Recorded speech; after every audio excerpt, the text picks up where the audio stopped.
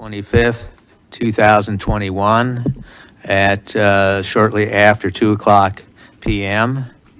The first item on the agenda is to consider the minutes from the June 9th, 2021 meeting. Commissioners, take a look at those, please, and let us know when you're ready to either vote or make a suggested change.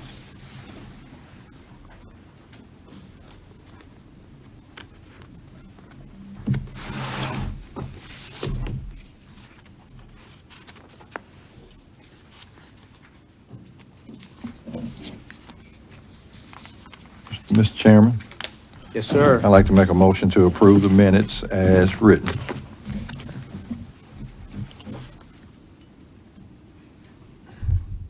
I'll second. Has everyone had a chance to look at them? I don't think so. Okay, we'll wait.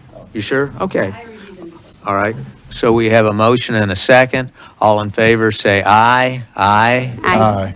Any opposition? With no opposition, the motion carries.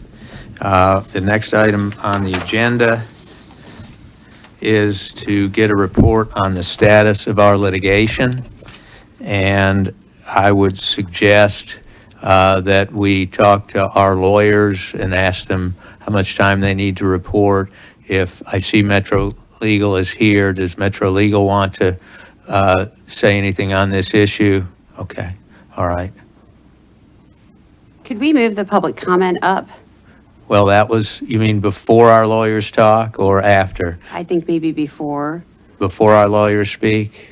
Or That's okay with me. I'm before- not- I mean, either way, just so long as we hear from the public before we take any action. Okay, well, and I would remind everybody that generally speaking, although this may be an exception, we're not actually asking people to tell us what to do.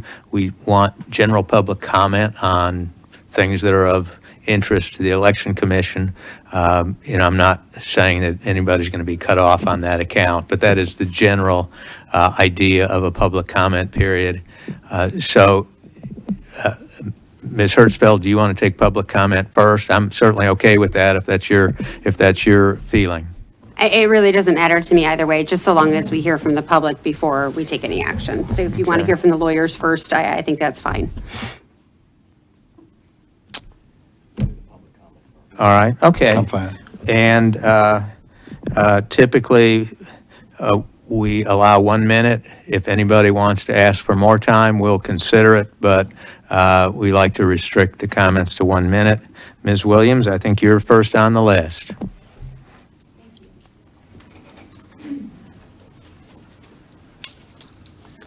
I know you like to restrict it to 1 minute. Could I have 2.5 minutes? Is that Sure. allowable? Okay. Thank Yes. you so much. Yes, ma'am. Okay. Good afternoon, Commissioners. Thank you for the opportunity to speak prior to any decision that you might make today.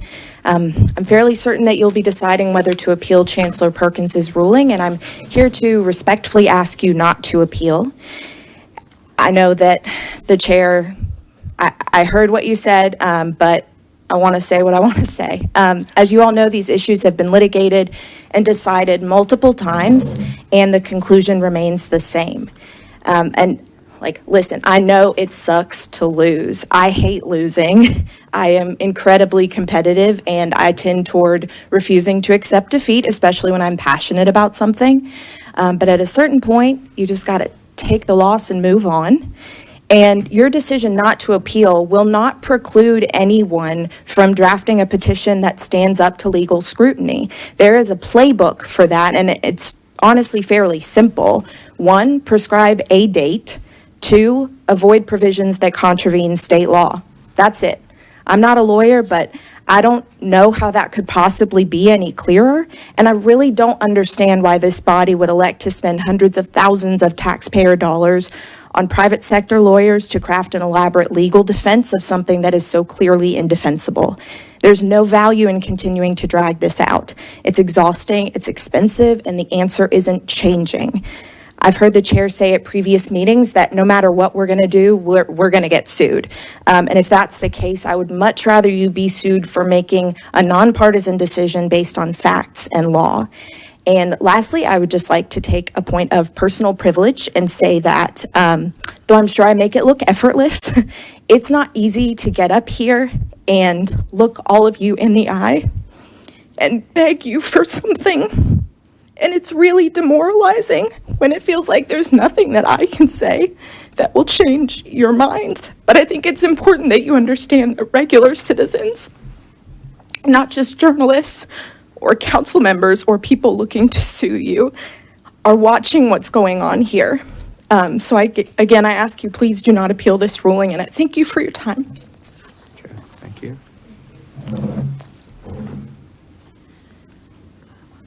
Jason Freeman, Mr. Freeman, thank you. I might have a minute and a half worth of remarks if that's okay with everyone. I'm sure that'll be fine. Okay. My name is Jason Freeman. I live at 1241 Sunnymead Drive in Inglewood, Nashville. I also work for SEIU Local 205, the union that represents thousands of Metro government employees. I'm here today to ask you also not to appeal this decision. We've now heard from two different judges on two different petitions of the same substance that this is illegal. The core proposition that is being posed to voters is not allowed by our state law. What furthering this case will do is continue to mislead our voters about things that cannot be changed. There is an idea that somehow we are silencing voters by accepting this law and accepting these rulings. That couldn't be further from the truth. Voters had a say in our elections in 2019. Leading up to those elections, for 2 straight budget years, there were sizable tax increases on the table. There were votes that were decided by one vote. Knowing that, voters went to the polls. They voted overwhelmingly for candidates that said they wanted to make the needed investments that we need in this city, and to do that by adjusting the property tax rate to a normal historical level. Candidates that opposed those ideas lost their elections. The voters have had a say, and furthering this simply sows distrust in government and confuses voters for political ends. And I ask you not to do that. Thank you. Tom Cash.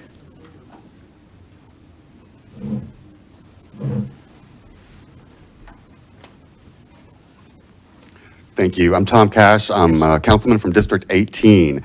And I want to thank each and every commissioner for your dedicated service, especially over the last year or several months as this issue about the referendum has been before you.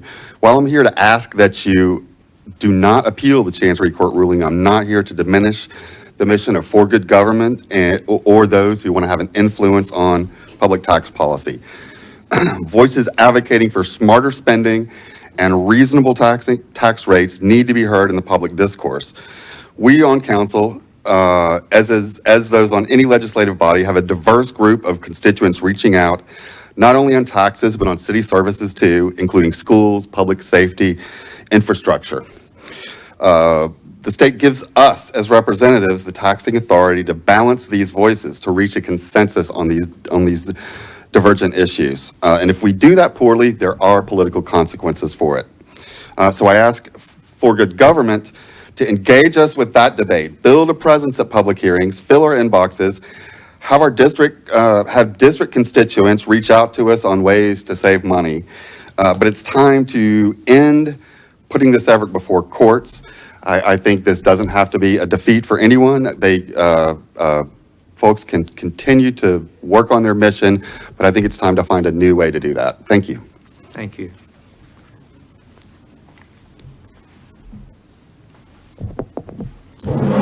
That completes the public comment section. I think it's time to talk to our lawyers, if that's acceptable. Before we move on from the public comment section, Right. I think Councilman Mendez had asked that his letter be made part of the record. We're not really a court, so we don't have a record in the traditional sense. I'm wondering perhaps if we should have someone read his letter. I know we've also received letters from 7 other council people, in addition to Mr. Mendez.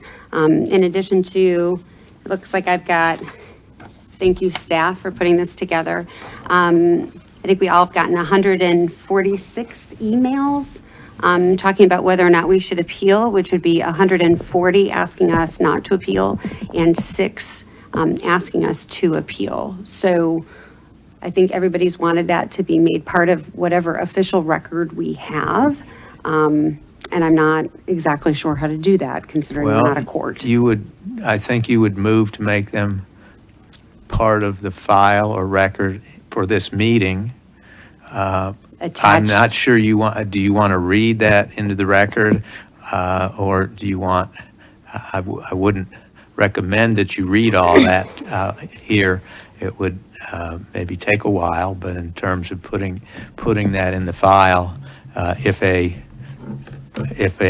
commissioner wants to make that motion, then we would consider it. And when we say putting something in the file, that would be like attached to the minutes. So if someone were to request the minutes from this meeting, that stuff would go along with the minutes. So I'm Perhaps. fine. I'll make that Okay. motion that all the emails and letters from the various council people, including Mr. Mendez's, become part of the record.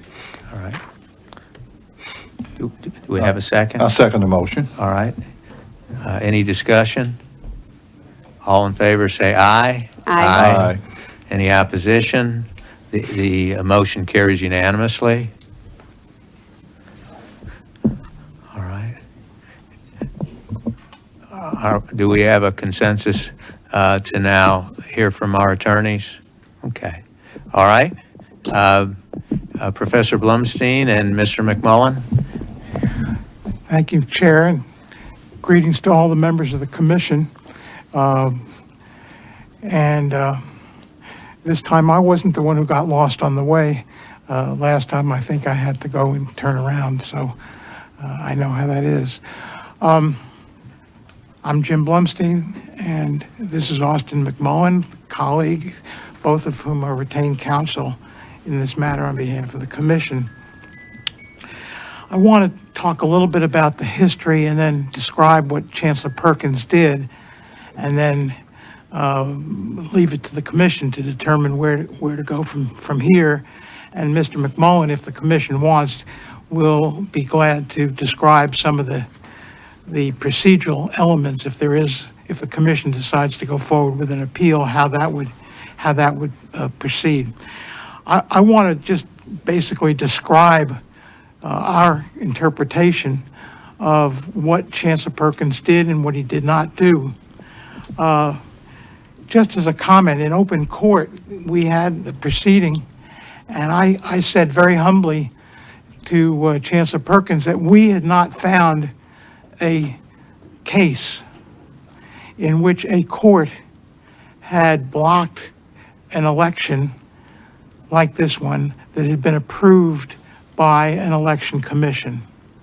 There were examples of where a court ordered an election where the commission had blocked the election, and there were examples from this commission last year where the commission didn't take action, but it moved to file a declaratory judgment action, and a chancery court responded to that. This has been out there for a few weeks now, and we haven't received any further enlightenment about a particular case. So I think we can say, although again, I'm still humble about this because research is imperfect, that this is the case of first impression that way, where a court has told the commission that it cannot go forward on a matter where the commission has approved the vote and the court has enjoined, or not enjoined, but has stopped or blocked that vote. So this strongly suggests, in my view, that there's really a dearth of authority about the ground rules for judicial intervention and the ground rules to guide the commission's own decision-making process. There was a disagreement, and I'll talk about it in a minute, between the commission and the commission's lawyers and the judge. Not across the board. On many things, the judge agreed with us, but on pivotal things, the judge did not. And so I think there's a strong case to be made for clarification and having more appellate review. There was a great reliance upon another chancellor in a completely different posture of this case last year, where the commission had not, there was no review of the commission's decision-making. The commission had asked for a declaratory judgment. This time, the commission went forward and actually acted. And so the posture of this case was very different from last year.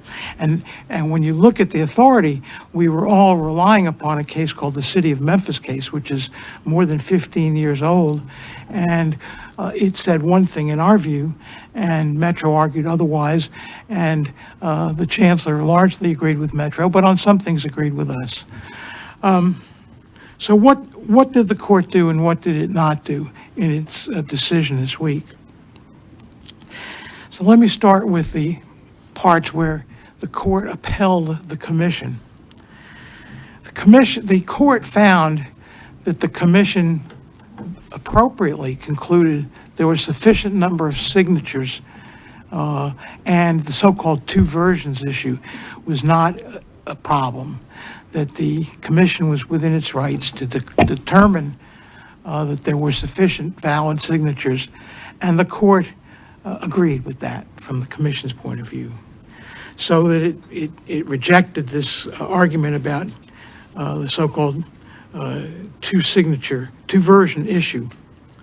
Secondly, in agreement with the commission, is under Metro Charter 1901, there's a question of what the proper referent election, what's the preceding general election that one looks to. And the commission had unanimously on this issue thought that the August 2020 election was the municipal election, and under another Supreme Court case, the Wire case, had to be a municipal election.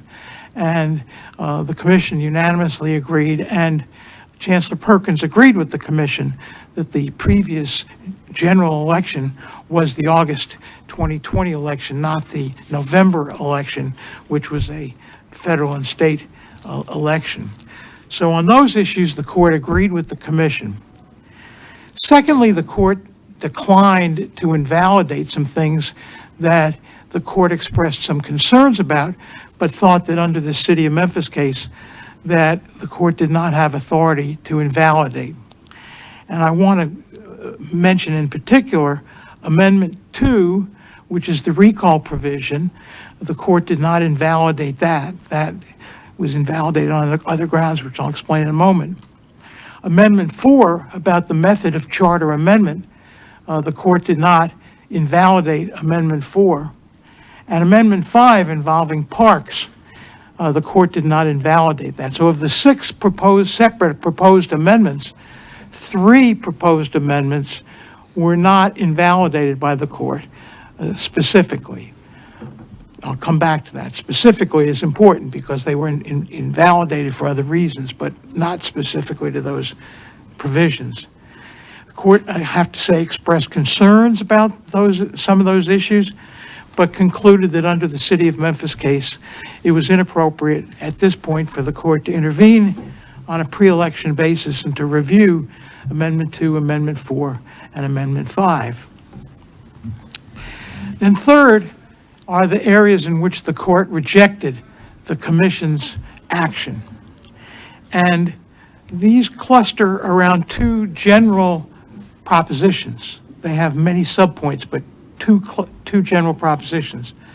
The first is the provision of Section 1901 of the Metro Charter that provides for amendment by petition or by the council, and then a vote by the qualified voters. It requires that a petition prescribe a date. And the petition here prescribed alternative dates with a clear decision rule, whichever is earlier in accordance with the law. And so under our analysis, we thought that that was really a date. And with options available, and not just even options out in the ether, but a clear decision as to which of those options would prevail. The earlier one based upon whatever was legal. So we thought that was enough. The judge ruled otherwise on that issue. And it was this, when you say prescribe a date, it's like he put figuratively put an underlining under A rather than prescribe a date. And he said a date means one and only date. And so he thought, therefore, that having these alternative dates that we thought was sufficient was insufficient, and he ruled against the commission on that ground. One thing that the chancellor did not discuss or consider, which would be a highlight of any appeal if the commission chooses to appeal, is that he did not discuss at all what the remedy is for noncompliance. He assumed that if there's noncompliance, you throw out the entire petition. But as we explained in our brief, the date set by the petition is not the binding date. And the chancellor recognized this, that the commission has the authority to set the date. And so there's a question about whether you throw the baby out with the bathwater, whether the remedy for, even if you assume that the prescribe a date language means what Metro has asserted and what the judge has agreed, there is a second question. Every time there's a wrong, there's a question of what do you do about the wrong? And it's not always the case that you throw out the entire petition. We think that's overkill, and the judge didn't address that question, and we think that's an important question, and we think the commission has some discretion on the remedy side of what is the appropriate remedy for what we would view as a technical violation. We also looked at what Metro Council did in its most recent amendment, where it set alternative dates, a date that was going to track one of the alternatives was a date that would track the date that the For Good Government proposal would go on the ballot. And so we think at least that raises some ambiguity, raises a question about what the remedy should be, what the standard should be, and then what the remedy should be. Then the other area, there are two more general areas. The second area are what the chancellor called violations in form. The parties seem to agree that under the City of Memphis case, that there are only two avenues or vehicles for a court to intervene and for a commission to intervene, but at least in this context, a court to intervene. One is, well, let me preface. One thing the courts cannot do is review the substantive constitutionality of a proposal in advance of the election. The parties seem to agree to that, and I don't want to put words in their mouth, but that was certainly my understanding of where the parties were. There were two exceptions. In our view, one of those is substantive and one of those is not substantive. The substantive one is that if there's a facial invalidity, then a court can review that ahead of time on the theory that if this is clearly improper under all circumstances, the so-called all set of circumstances rule that Tennessee adopts and follows the federal rule called the Salerno Rule. In those circumstances where it's clear that across the board in all circumstances the proposal would be invalid, the court in the City of Memphis case recognized that it might be possible, and I say might because that was not involved in the case, but might be possible to review. Now, Metro argued that several of the provisions that were challenged were facially invalid. We resisted that. And as I read the chancellor's opinion, he did not rely upon facial invalidity in any of his rulings. He did not rule that any of the provisions were facially invalid and therefore subject to judicial review and blocking from going on the ballot. The alternative, the only other option, is so-called invalidity in form. And Metro argued vigorously, and we opposed, I would have to say vigorously, the characterization of what it means to be a violation in form. And if there is an appeal, if the commission takes the appeal, there's very little guidance other than this one case, the City of Memphis case, at the appeals level of what that means to be a violation in form. Now, let me tell you what our position is and tell you what the chancellor's position was following along the lines of Metro. Our position is that something is, and this comes from the example used in the City of Memphis case. In the City of Memphis case, there was a case out of Chattanooga, and there was a question whether the the item put on the ballot conformed to the caption requirement. And ultimately, the court used a very liberal interpretation and said it was fine. But the court allowed for that if there was something that went beyond the caption, what we would call non-substantive, then that could be challenged as a violation in form of the rules. We think the chancellor went way beyond, and I think this was Metro's position, and I kudos to them. They prevailed and they persuaded the judge to this effect. So hats off to them as a professional courtesy. They persuaded the judge, and we didn't on this issue. But this was what the judge ruled, that something can be facially valid, can be invalid in form, even if you look at the underlying substance. And the court ruled in several different areas in this regard.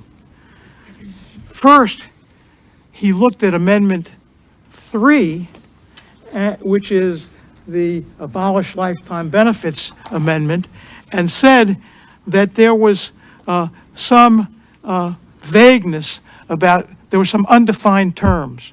Our position was that in the administration of this rule, there could be further elaboration and clarification, and that in any event, that a decision along those lines had to wait until the voters decided yes or no. It was not a basis to block a vote. It might be a basis to challenge a vote later on if there was some grounds for doing that. But the chancellor saw that this was not clearly enough articulated. It was vague. The benefits were vague, and therefore that was one of the provisions that he struck down as invalid in form. Secondly, he said the question about how the sports teams amendment, Amendment 6, how that would work going forward, how that would play out. And he thought that was confusing and said it was invalid in form. Again, our position was if there's something that's confusing, there's opportunity for Metro in its implementation to adopt rules that would clarify this, and it was also premature to deal with this because it was more of an our position was anyway, there was more of an advisory position. You should wait to see how it plays out, how it functions, how it operates until it's adjudicated. But the judge disagreed with us on those points, and so for reasons of confusion and vagueness, the court blocked Amendment 3 and Amendment 6. And then the second aspect of invalid in form was the third was vagueness, confusion. The third one was the scope of the subject matter. And the judge said on the tax amendment that it was beyond the subject matter that's appropriate for referendum. We argued that there's already a provision in the charter that does very much like what this proposed amendment does. This is a clarification. It's putting some teeth into that amendment. We thought it was within the scope of authority of a charter. The judge saw this, as the judge last year did, that this was making law. We vigorously opposed that. We thought this is entirely different. Last year, we would agree that there was an attempt at lawmaking through the referendum process. We thought this year that the For Good Government group had clarified it, cleaned up its act, so to speak. So the scope of the subject matter, taxation, under the Metro position adopted by the court, was that this is a form of usurpation of the council's authority. And we objected to that, either that characterization or that concept that somehow the power of the people can be usurped, that somehow asserting the power of the people to have a voice, a say-so, not necessarily to control, but to have a say-so, to put some ground rules, some parameters on the scope of legislative authority is what a charter is designed to do. And so the chancellor disagreed. He's the one with the authority to disagree, and he ruled against the commission on that ground, that there was a usurpation of the council's authority in the subject matter of taxation. The chancellor also ruled that Amendment 6, the sports provision, involved the use of eminent domain. And here I'll say, I think the chancellor, I'm trying to be descriptive here, but it's hard to resist this one. I think the chancellor really just blew it on this one. I think he got this one wrong. And this is not the use of eminent domain power, it's the use of the regulatory power of Metro. And there may be a taking, but a taking would have to require an ad hoc decision. So we disagree pretty strongly with this idea that somehow there was a usurpation of eminent domain power. It's a regulatory power, and it's a control of a regulatory power that the Amendment 6, this part of Amendment 6 was designed to deal with. And then Amendment 6 also, the chancellor ruled, was beyond the scope of authority in amending the charter, because it involved the Sports Authority, which the chancellor said was a separate legal entity. And again, our position is that this is way beyond, this is a substantive review. It's way beyond what the court could consider or the commission could consider at this stage. If the people vote for this and it goes into operation, there'll be plenty of time to determine what it means, if there needs to be some enforcement guidance, there's time to do that. And in any event, this won't even happen for at least 2 years until there's 24 months of non-playment, whatever the word is, not playing in the facilities. So that's the second cluster, the invalid in form. And the chancellor ruled on those issues as invalid in form. Let me reiterate, he didn't find any of this to be facially unconstitutional, but they were invalid in form. And then finally, we get to the severability question.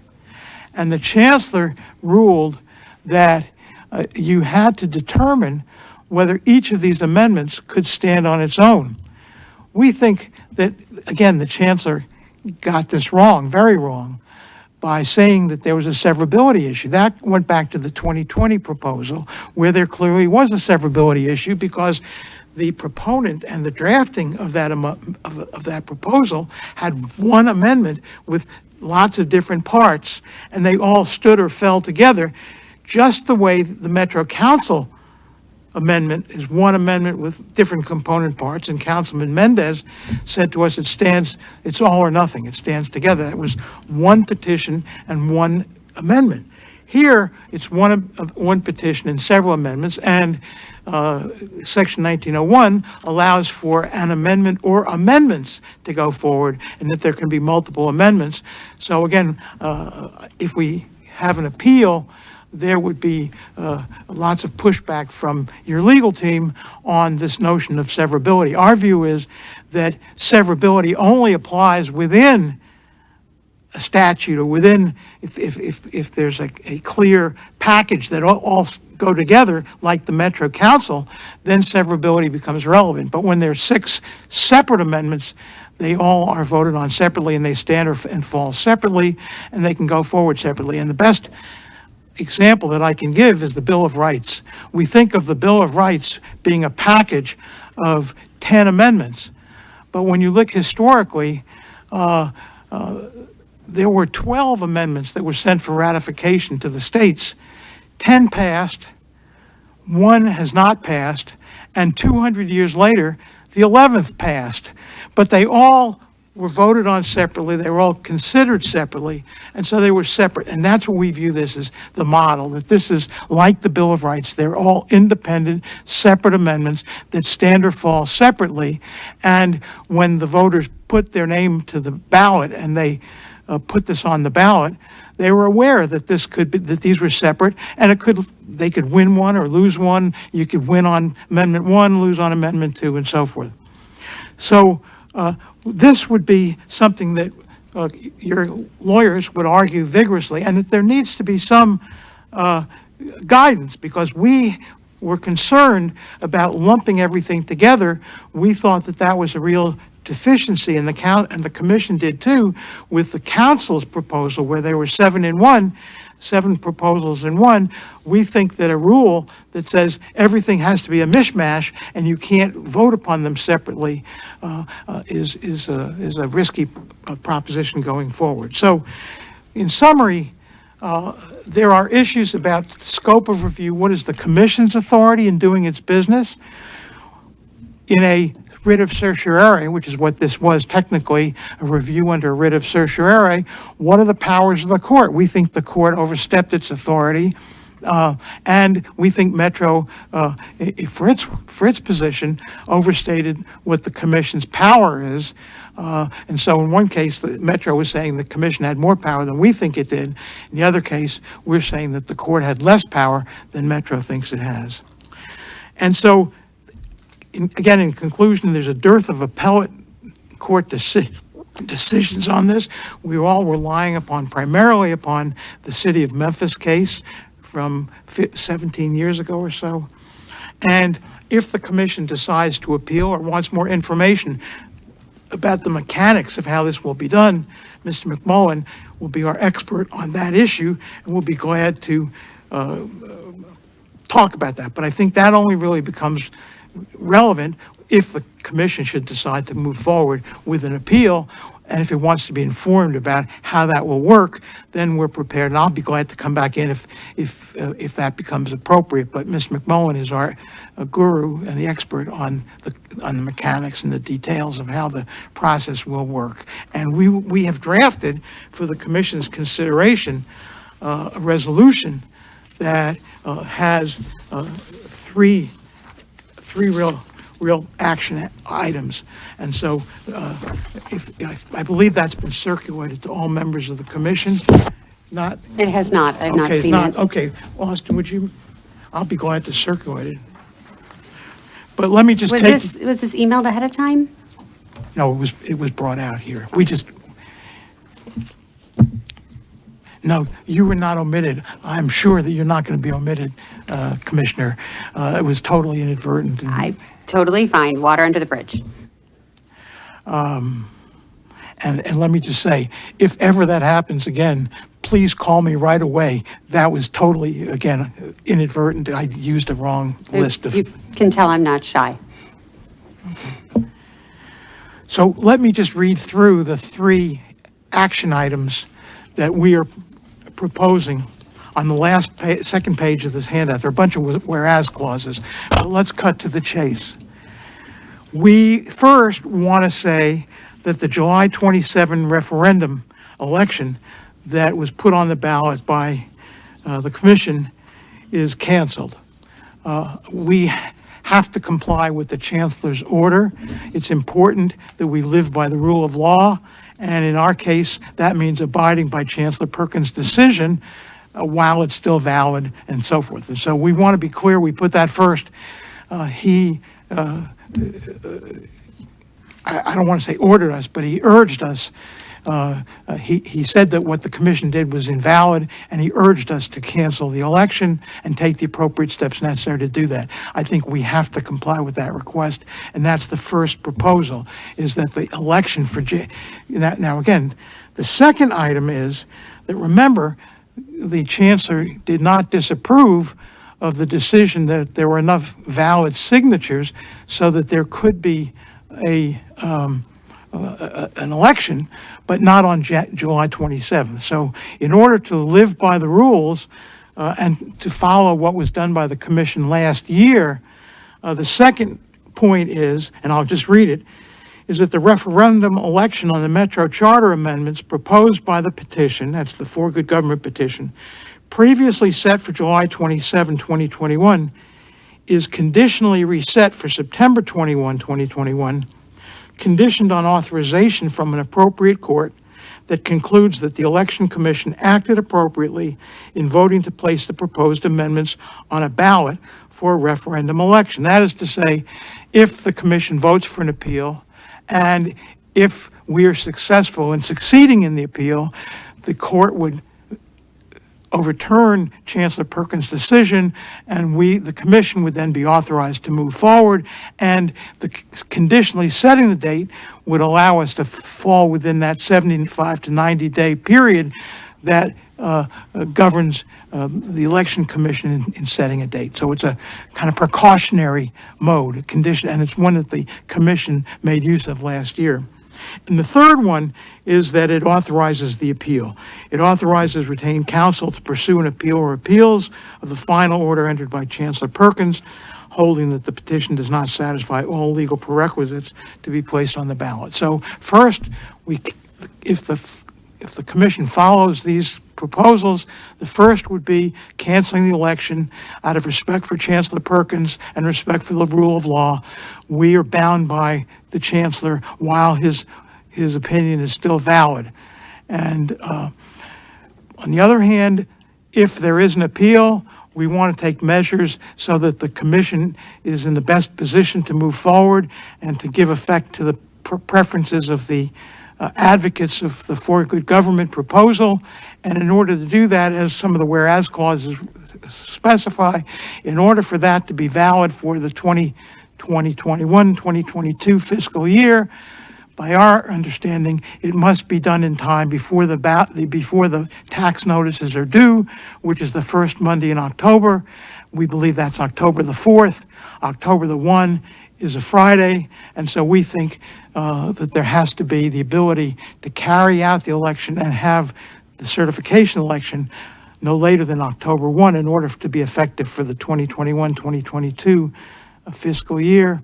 And then third is to authorize the appeal to go forward, and those are the three proposals, members of the commission, that we're setting forth. If you want, there are a lot of whereas clauses that explain our thinking, but the operative portion are those three items. Is there anything else? And further, counsel saith not.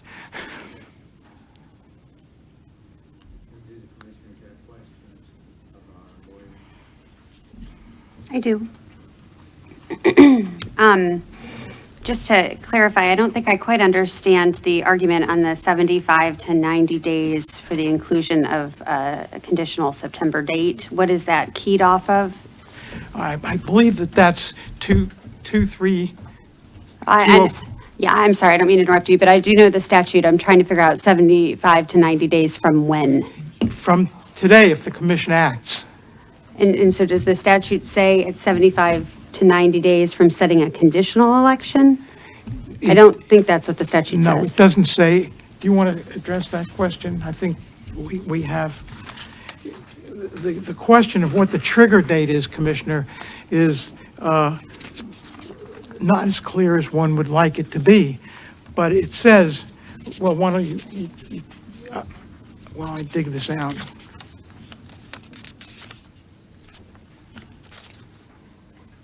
As a side note, I know you all are working really fast, but this is a quite comprehensive resolution.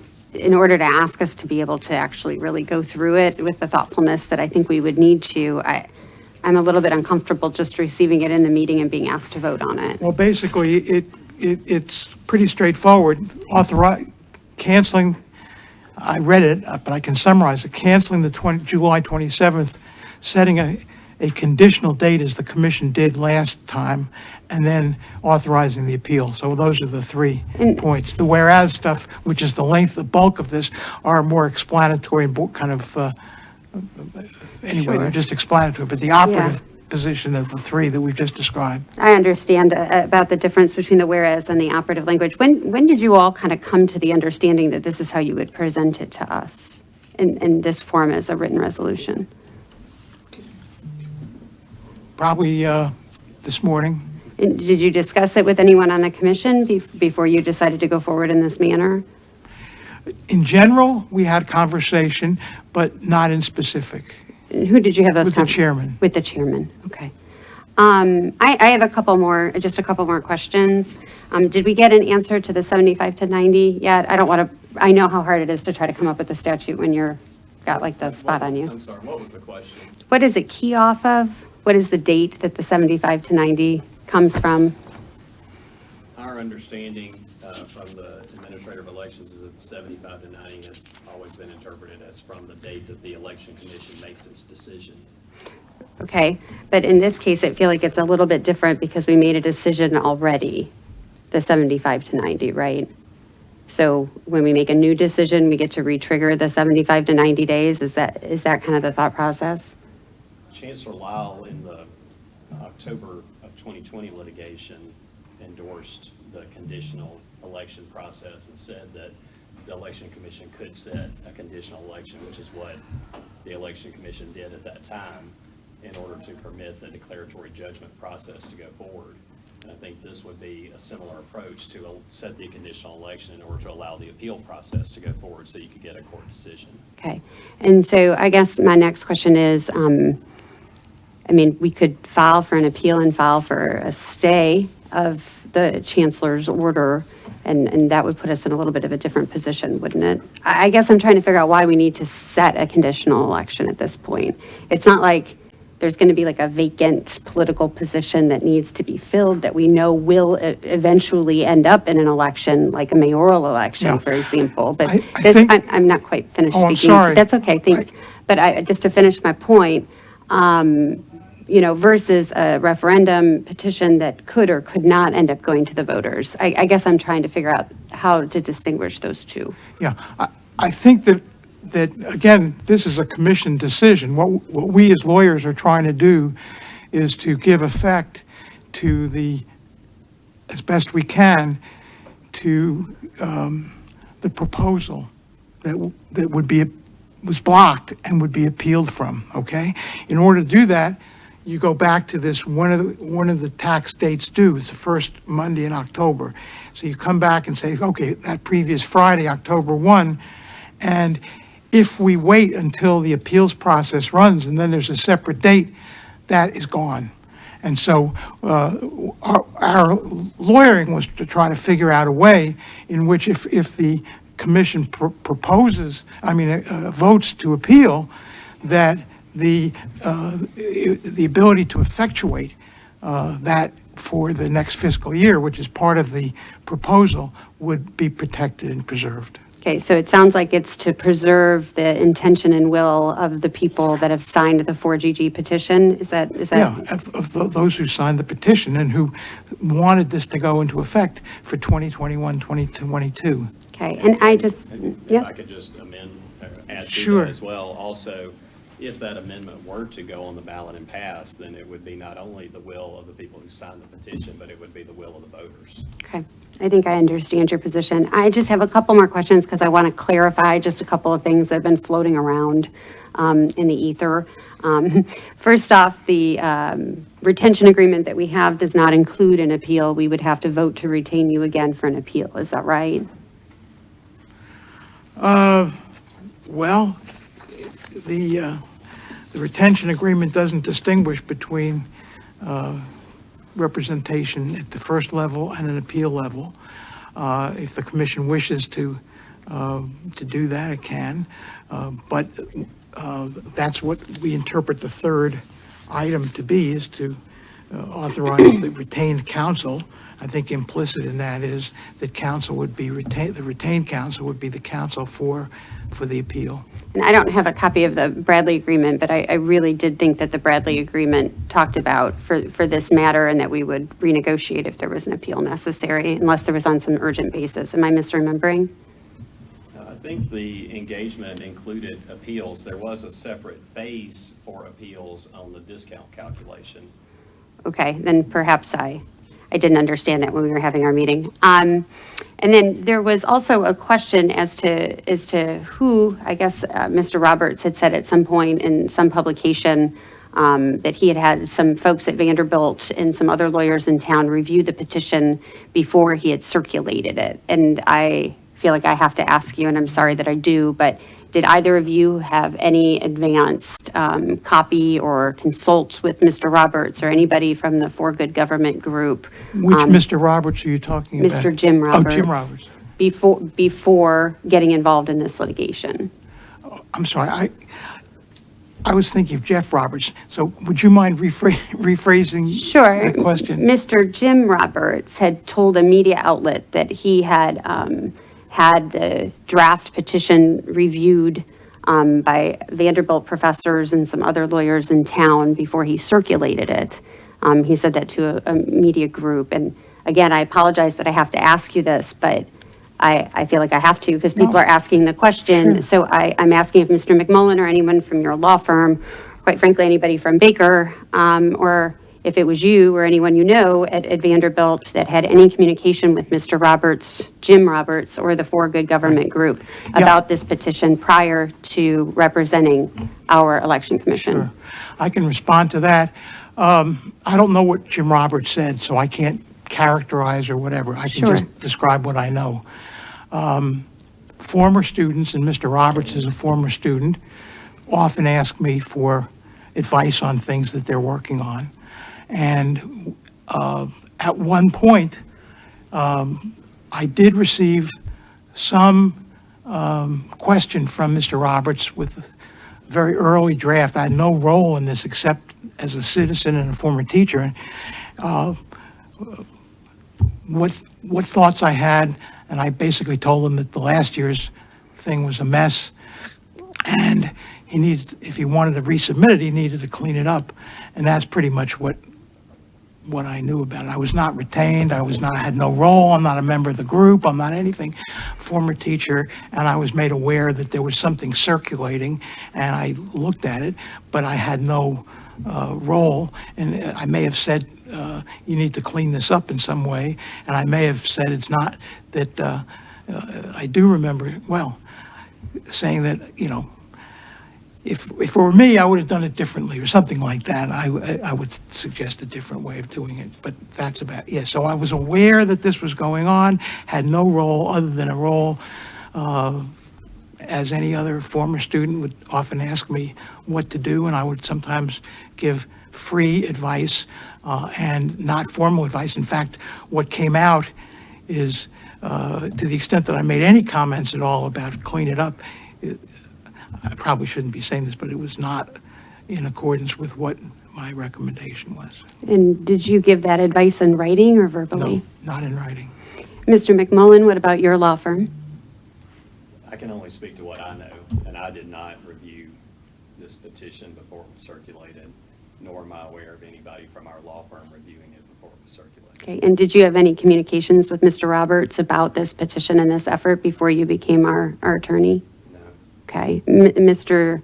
Delanis, I think your law firm too, and I'm sorry to have to ask this, but because he said there were Vanderbilt professors and also other lawyers in town, and I apologize for having to ask this question. I'm a lawyer, so I can say I did not review it. I was not one of the lawyers in town that reviewed it. But did you review it before? You did not, right? I feel like I have to clear it up. As far as I know, nobody at the law firm. Great. Well, before you do that. could I you- wasn't could quite you- thank you, finished. Mr. Muller. If- Does your law firm have any? No, nothing to do with it at all, Just but checking. I wasn't finished speaking, and if you could please give me the privilege of the floor, maybe not interrupt. Professor Blumstein, did you not feel that it was important to let us know that information before you became our counsel? Well, when I received Mr. Roberts, Jim Roberts, sent me a letter which I disclosed to the commission, and that was a formal letter when I was having a role with the commission, and I immediately disclosed that. I did not see the version that went out to the public. I saw what may have been an earlier version, or even just I don't know. I just don't see that it has any real relevance to this representation at all, and especially since my recollection was that I just said something that you have to clean up the earlier version. If you expect to get a different outcome, you can't submit the same thing. And I did not, I don't believe, my recollection is that I did not see what ultimately is before us now. I may have seen an earlier draft or something, but I did not see this particular draft. Okay, and then I just have a couple more questions, and it has to do with the open records requests we've received. I know we've received a number of open records requests from media and members of the public. And my understanding is Bradley's taken over responding to those if it's pertinent at all to the litigation. That's correct. Okay, and when you're responding to the ones that were sent directly to the chair, because I understand that there was at least one that went outside the normal process, that was for communications of the chair. Are you representing the commission in responding to that, or are you representing the chair individually? I believe we're representing the commission. Okay, and did we have responding to open records requests as part of the retainer agreement? Is it included in there? Our representation included representation of the commission in commission matters regarding the petition. And so that would be a commission matter regarding the petition because it would be an open records request that was submitted to the commission regarding the petition. And I guess my concern is that responding to an open records request can sometimes take a lot of time, having to go through and redact and look through emails and, that type of thing. And paying by the hour has me a bit concerned that, I don't know if Metro, said they had a conflict or, what the deal is, but I think I would have liked to have been involved in that decision, or communications about the fact that we were having our outside firm that we're paying by the hour, respond to the open records requests. And perhaps there was no other way to do that, given the nature of the litigation. But next time, if somebody could inform, I think the rest of us before it happens, that would be helpful to know. I don't have any further questions. Thank you. Just to address the last point you raised, I believe that Metro Legal told us they could not do that, and they suggested Bradley do that. I think that's what happened. Okay, and just to follow up, I'm sorry, I did have one more question, and I apologize, Mr. Chair. I said I was done, and I'm almost finished. I just wanted to clarify one more thing.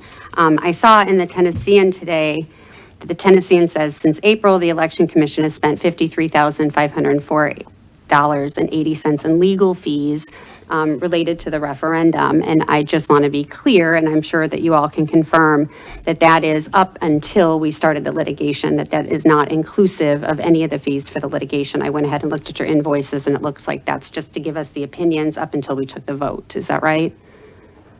You may not have all that information. I believe the invoice that the Bradley firm sent was for work through the end of April. I believe that's right. Whatever was happening at the end of April, that was what was billed. Okay, great. And so I don't think that includes litigation. I just wanted to clear up that point because I think there was a little bit of confusion and I'm not expecting to have received the bill yet. I know it takes a while to get your time in and get it edited and get all that stuff emailed out. So I'm not giving you shade on that at all.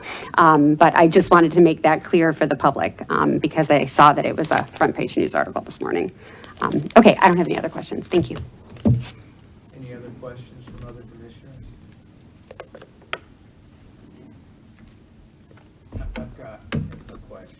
Can you kind of explain To people, the difference between how courts of appeals work and the resources they have on legal issues as opposed to a trial judge and what trial judges typically do? Okay. All right. Right. A trial court decision is only binding on the parties. It is not binding on anyone else. And a court of appeals decision sets the law for, the way it works in Tennessee for the state, because there are 3 grand divisions, but they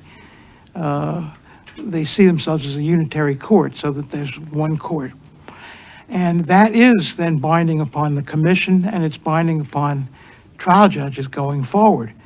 Courts of appeals are not fact-finding bodies, but they are designed to look at the law. And they have law clerks, they have court law clerks, and if it goes to the Supreme Court, they have a number of resources available, typically for briefing and so forth. And so there are, for example, Chancellor Lyle's decision was put in the context of a declaratory judgment. She was not reviewing a decision of the commission.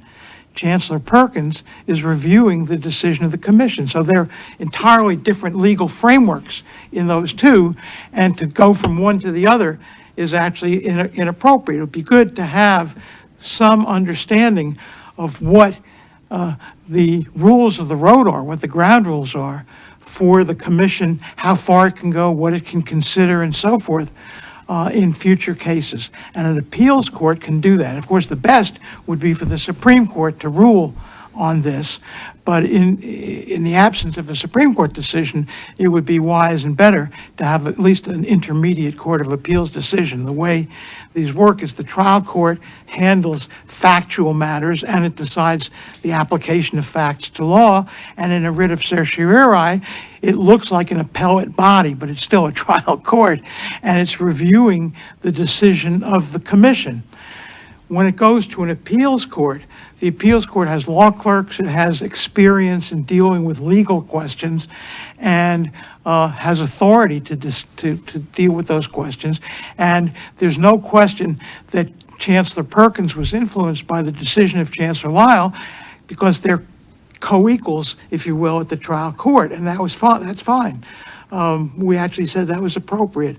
But at the Court of Appeals level, the Court of Appeals will not be bound by what either Chancellor Perkins or Chancellor Lyle has done. They will be ruling and making their own judgment, and we will be arguing to them, if the commission goes forward, that a certain degree of deference, more deference than Chancellor Perkins showed, was appropriate. And on some of these issues about invalid in form, for example, on what is clear or not clear, whether it's confusing or not confusing, ultimately, that question is a factual question, and there needs to be deference to the commission, and in our view, there was insufficient deference to the commission at this stage, assuming that the court had authority to rule. So I think, Mr. Chairman, in response to your question, an appeals court has more resources. It's normally and accustomed to dealing with these appeals, and it sets the rule for the entire state through a deliberative process. So I think it's important for guidance. Right now, this is a case, and it's only a case. The commission itself is not even bound technically by what a trial court rules. And then, I mean, it's bound in this case, don't get me wrong. I think that's why the first course of action is to respect Chancellor Perkins' decision. You're bound by Chancellor Perkins' decision in this case. And we strongly urge the commission to follow the rule of law and to adhere to Chancellor Perkins' decision in this case, but it's not necessarily binding in the next case. right, and in a Court of Appeals, are there a team of judges that look at the issue as opposed to one judge? Yes. Okay.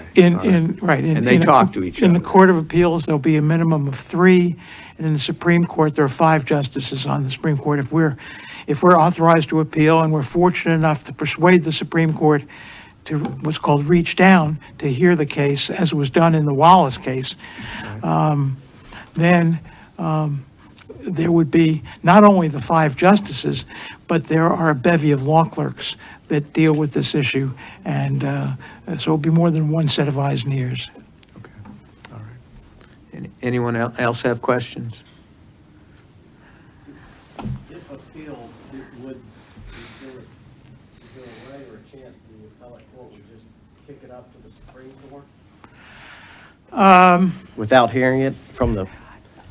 I'm not aware of that process. I think basically there are 2 sets of criteria by which this case would go to the Supreme Court without an opinion of the intermediate court. One is if we meet the criteria and we, as the party in the case, the commission, seeks approval, but then there's an alternative way where the court itself can, on its own, move forward if the case is one of extraordinary importance. So one is driven by the court, and one is the court in response to a petition. But we would pursue both tracks, even though we might not be able to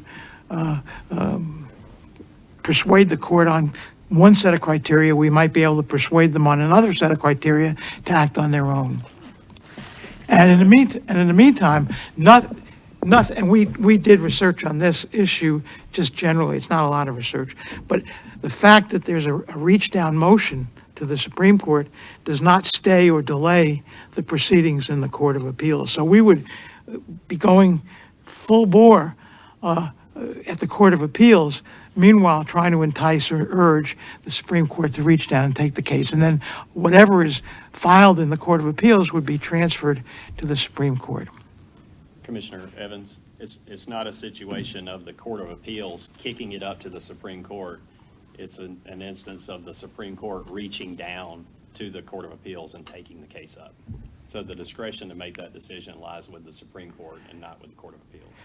And let me also say, in response to Commissioner Hertzfeld's earlier comment, we think that setting this conditional date is the only realistic way the matter can be, in a timely way, fit for this fiscal year, as the petition suggests. But if that's not met, and the case goes through the normal process, the issue will not become moot. It will become available, and then there'll be a later, presumably the commission will have to meet again. And if we prevail on appeal at the Supreme Court, say, not, and then the commission would be asked to set a later date. But by that time, I think fiscal 21-22 would be gone, and we'd be looking at fiscal 22-23 at that point. And going forward. And that's, the fiscal year is predicated on the October 1st or October 4th? October 4th, yes. That's our reading, is that the tax rates become final, and we have that in a footnote here in one of our internal documents. The first Monday in October, I think it's footnote on page 4, is that the tax rate has been is set. It can be changed. There's no repeal of a tax rate if the change is made before the first Monday in October. It's not. There's no change. There's no repeal, because it doesn't become final until the tax due date, in our opinion. And we have some cases about that. That there's an Attorney General opinion, and we have a case. Chancellor Lyle said that as well. Chancellor Lyle's opinion said that as well. In her opinion, she noted that these dates become final the first Monday in October.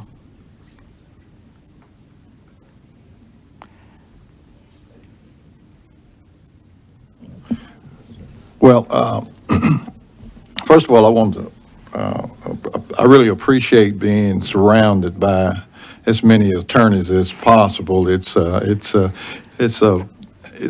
pretty interesting to hear the opinions and the different opinions. But you know, as a layperson that has absolutely no experience in the court system whatsoever, other than the experience I have in life and how life gives you apples and oranges and lemons. You know, sometimes I appreciate the opinions from what the judges rule, and I follow that opinion and I move forward. And I think sometime in this case, the judge has spoken, and you know, we can keep appealing, and it can go all the way up to the Supreme Court, as you mentioned. And could we wind up getting the same decision? I'm looking at it as a layperson, and how much money is being spent from the taxpayers. I'm a taxpayer, so everybody in this room pretty much pay taxes. And we have a responsibility to be good stewards of the taxpayers' dollars. And I think we are just spending a lot of money. And I appreciate you lawyers for what you do. I mean, I'm not talking about the payment, but I'm talking about what it's costing us as taxpayers. And as one speaker mentioned earlier today, you lose cases and you move forward and you go on. And I think just being by just a non-lawyer, we can keep going and going and going with this. And where does it really end? We know it's going to cost if we keep moving forward. But, you know, I'm of the opinion that we ought to take this decision and move forward. And what the judge ruled. I mean, I looked at I read it. I appreciate his opinion. He made some factual cases. I mean, you all are more expert than me by all means. But, you know, I appreciate Judge Perkins' decision. We all looked at this. I appreciate everybody here. But, yeah, I'm of the opinion that we just take this decision and move forward, not move to appeal. Any other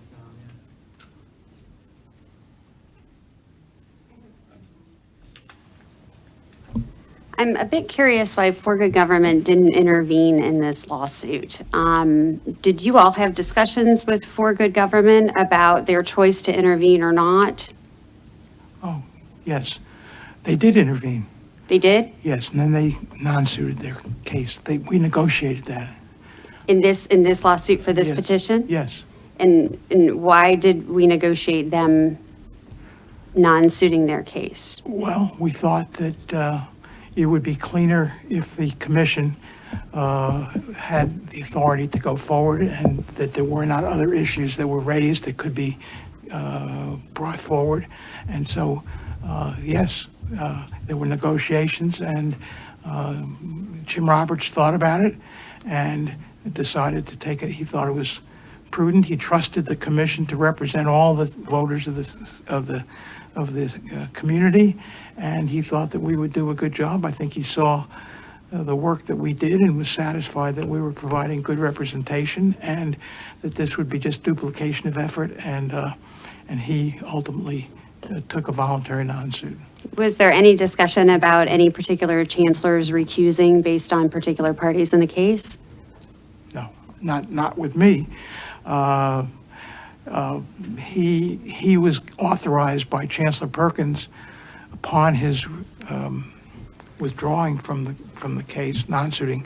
He was expressly authorized to file an amicus brief, something that actually Metro missed and claimed that he was not authorized to file an amicus brief. But in fact, Chancellor Perkins, on his own, authorized an amicus brief, and two amicus briefs were filed, one on behalf of the commission and one on behalf of Metro. And yes, so there was discussion with Roberts, but it had nothing to do with recusal or anything like that. I just want to make sure I understood your answer. So there was a discussion with Roberts, and the answer was that the commission and the commission's representation could handle the concerns for good government. You didn't want to duplicate work. Correct. Okay, that's all. Thank you. Are there any other? I've got some observations and thoughts, but I want to defer to the other commissioners. Thank you, Mr. Chairman. I just wanted to sort of follow up on the cost. I know you said at the end of April, it was 53,000. So that's just at the end of April. This is not counting all the way up to today. So it'll be some additional costs on top of that 53. My understanding is that the 53,000 included one or more invoices from Professor Blumstein, as well as an invoice from Bradley A. Randall Cummings that was for work done through the end of April. Okay. So basically, if it ends here, it's still some additional costs for the services. Okay, okay.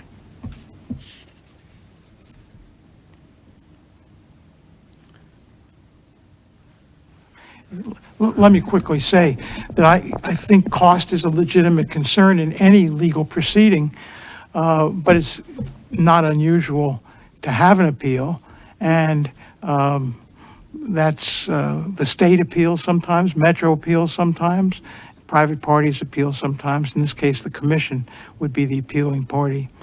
And so it's a serious issue, but one thing's for sure, if you don't appeal, there won't be a remedy for this. Commissioner Starling, did you have a question? Yeah, I just wanted to ask our finance person how much cost we've been put out so far. And I know we've mentioned 53, but is that accurate? That is accurate from April to what we paid so far. Oh. Two for Mr. Blumstein and one for Bradley. And there will be, I assume, more coming, and we have up until like 3 weeks into July to pay the June invoices. Okay, thank you.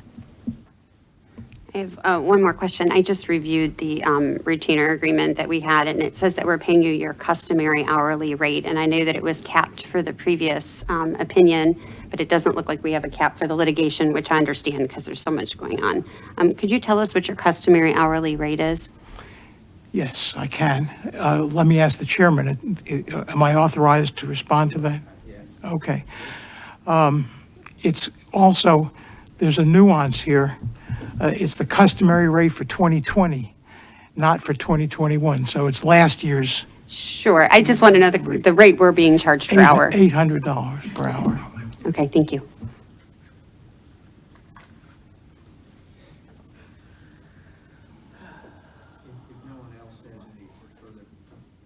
If no one else has any further comment, I did want to make a couple observations, and of course to remind everybody that our role is a limited one, but it's very important.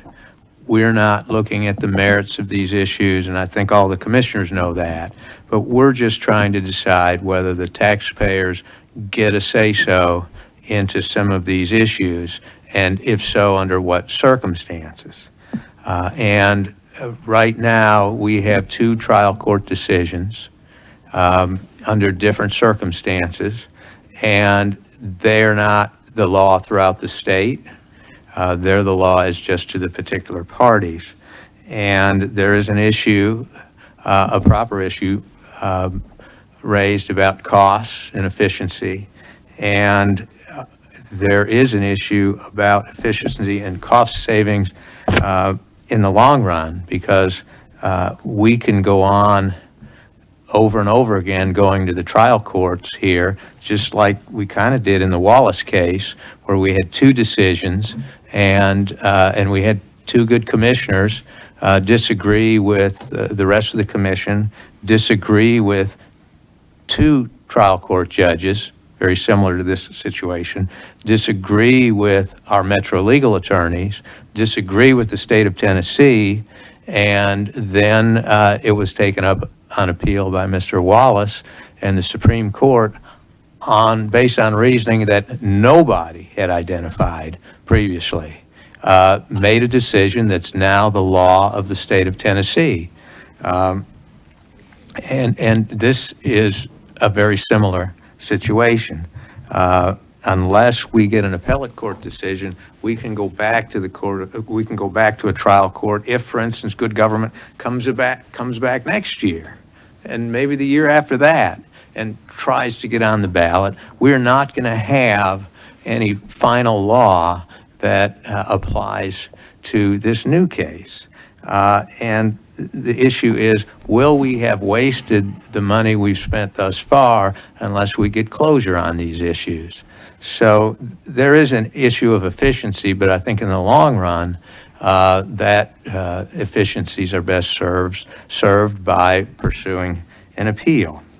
And then the courts of appeal are just the courts that are supposed to address issues like these. They've got teams of judges, they've got law clerks, and in fact, most of the judges on the courts of appeal were trial court judges, and they were respected enough and successful enough as trial court judges, so they were promoted to the Court of Appeals, as it were, or promoted to the Supreme Court. That's not all of them, but I think the vast majority of them were people who were promoted from the trial court judges. And they'll convene, they'll talk to each other about all these issues. In this case, we've got 2 good trial court judges, but they can't talk to each other about this case. They just have to make the decision on their own, and then they let us decide whether or not to appeal the case. And in this case, of course, Chancellor Perkins has set this up so that if there isn't, so that it can be appealed. So we do have courts that have the special skills to address issues like these that will apply in future cases, not just this particular circumstance, and their guidance is generally applicable throughout the state. So in the long run, there are significant efficiencies to seeking an appeal. And then talking about the cost to date, last year, when we were supporting Metro, when basically our lawyers were working on behalf of the Metro government and against good government, we spent well over $200,000, and nobody, and I mean nobody, ever raised an issue of expense. That was never mentioned as being a concern before this commission. Here we've got $50,000 so far this year. And then we have to take those numbers in account and think about that there are literally billions of dollars involved in these issues. These are important issues. What are the taxpayers' role in having some say-so over the issue of taxes? I mean, we may well be wrong about that, but we're never really going to know unless we seek an appeal, and there are billions of dollars involved.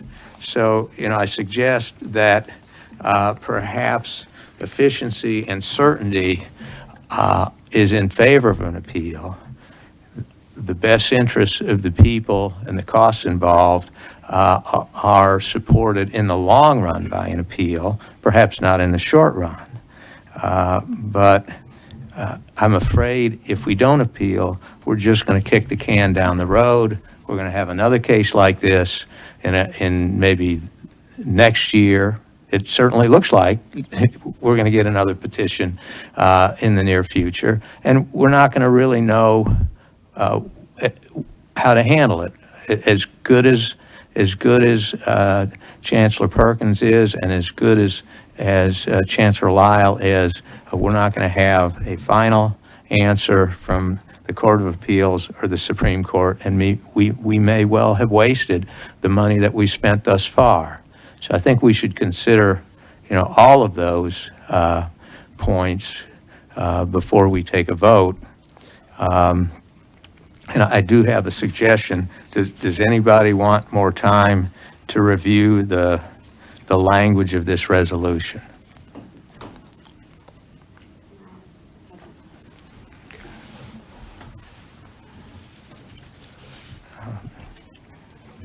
Just a few minutes, just out of courtesy. Okay, sure, absolutely.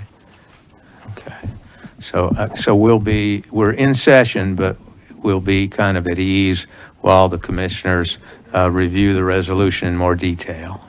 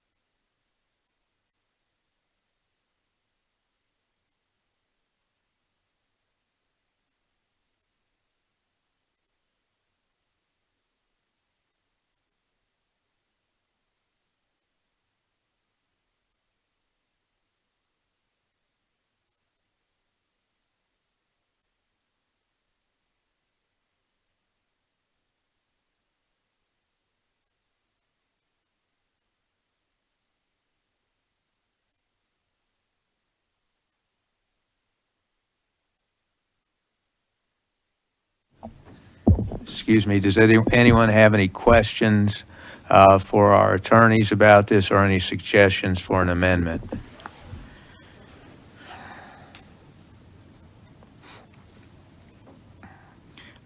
I've got a suggestion, which I think is a minor suggestion, hopefully just a clarification. At the end of the second resolution on the second page, in other words, the second paragraph from the end of this, where it says, acted appropriately in voting to place the proposed amendments on a ballot for a referendum petition. I'm wondering whether we should add to make it clear that without such authorization, the July 27th, 2021 election shall not occur, just to make sure that nobody misunderstands that we're not respecting the chancellor's decision.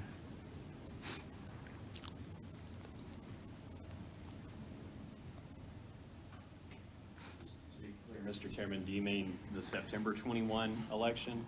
I'm sorry, September 21, excuse me. I've done it again. I'm date challenged It's okay. in more than one way.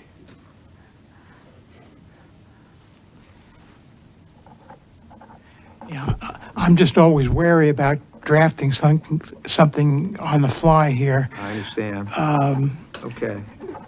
But that concept is certainly embedded in these resolutions, Mr. Chairman. I don't. So you think it's clear that we are not, if we don't get authorization from the Yeah. Court of Appeals, we're not going ahead with. Yeah, with- and that's what it with an says, election. conditioned on authorization from an appropriate court that Okay. concludes All right. that the election commission acted appropriately in voting to place the election on the referendum election. In other words, I think that's unnecessary. All right, okay. It was certainly our intent to achieve that, but I'm very wary about drafting something on the fly. We've had that experience. All right. Mr. Chairman, I'm looking at the Yes, top, sir. it says petition is hereby canceled, so, I mean, that's the first paragraph on that. Okay, Yeah. right. Yes, that's absolutely Yeah. clear. Yes. That's absolutely clear. And I and- think we need to make that, Yes. we don't want there to be any mistake about that. And our whole presentation is Right. beginning, middle, and end, is that the commission is bound to abide by the chancellor's decision in this case. The concern is, in the next case with different parties and so forth, and circumstance, it's a whole new thing, and it's not binding on the judge, it's not binding on the new parties, because they would be parallel trial. It may be influential, but it won't be binding. That's the advantage of an appeal, is that you get an appellate court to set a rule and set a standard about what the proper procedure is in a rule of certiorari case. What does it mean to have a violation in form, which I think is frankly a problem in this opinion. So I think it just is allowed to allow a challenger to be imaginative as to what's substantive and what's a violation in form. I think it's hard to read the opinion and not conclude that there is a substantive evaluation going on. Okay, all right. Is there any other comment or question? Does anyone have a motion?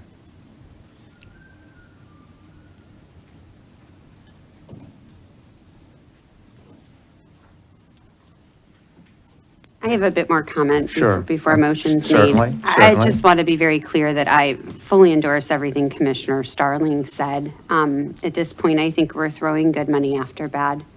I don't think it's compliant. I'm particularly concerned that the stated reason for dismissing Justice Koch as our previous attorney was a perceived conflict for an opinion he'd given to Metro Legal. And as it turns out, the attorney that we hired had given an opinion to For Good Government.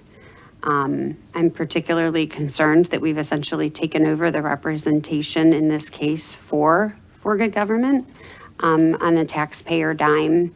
And I think continuing to move forward at this point not only concerns me as a commissioner, but it concerns me as a citizen. I have nothing else. Thank you.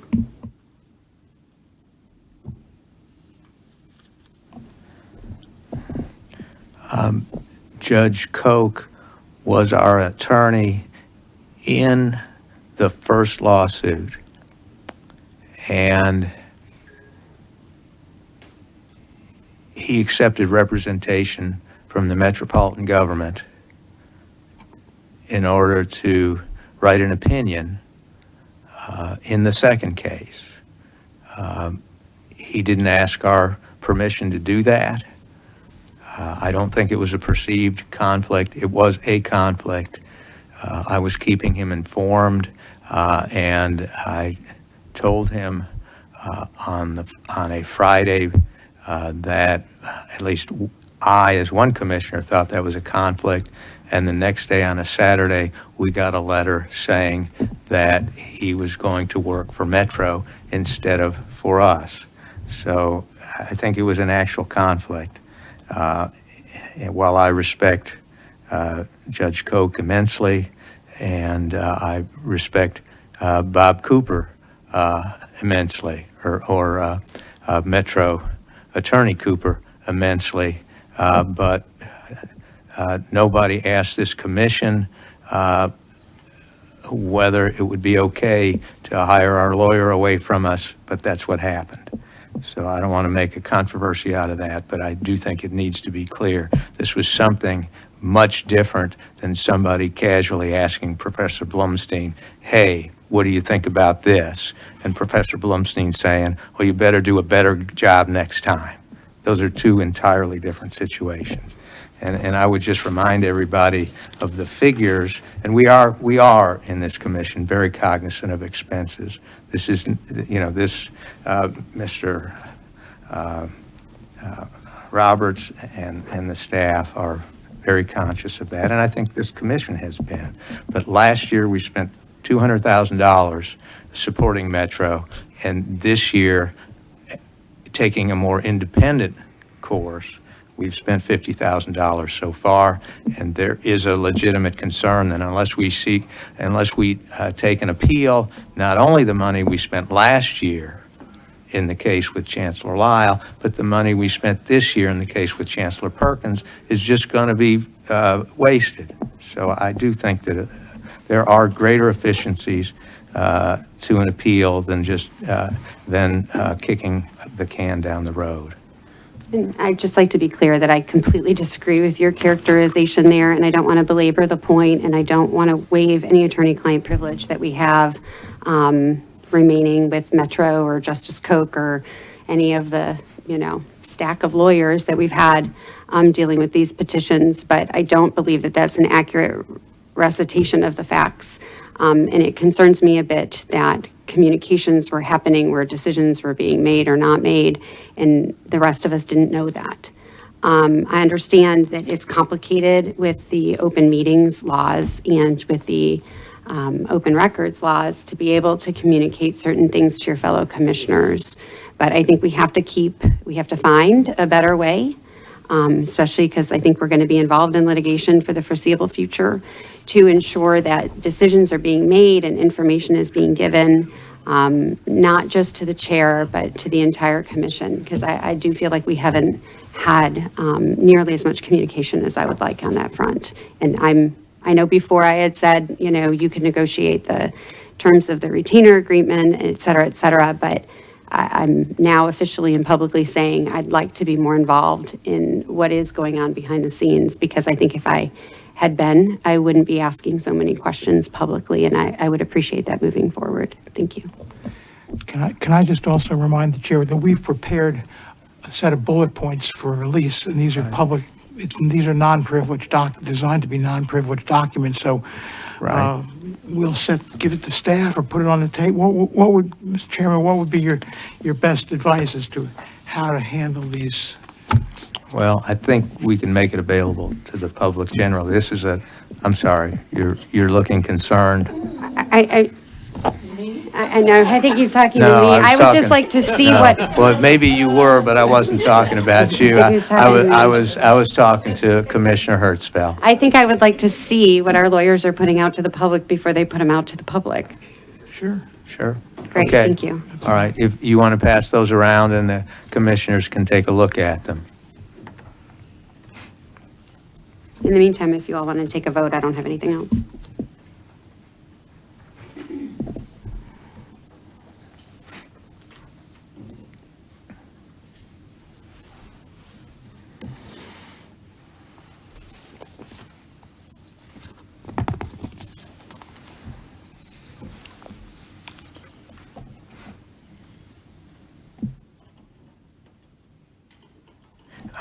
And I would observe that any of us can contact our lawyers at any time.